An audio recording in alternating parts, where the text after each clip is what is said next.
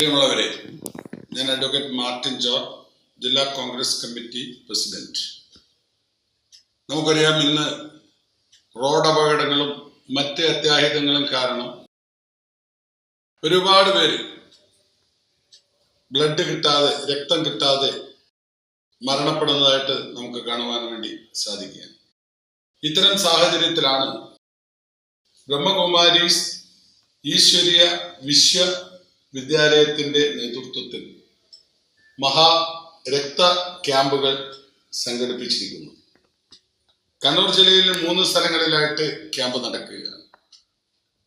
കണ്ണൂർ ടൗണിൽ വെച്ച് college of കൊമേഴ്സിൽ വെച്ച് 22-ാം തീയതി വെള്ളിയാഴ്ച 9:30 മണി മുതൽ 1 മണി വരെ ആണ് രക്തദാന ക്യാമ്പ് നടക്കുന്നത്.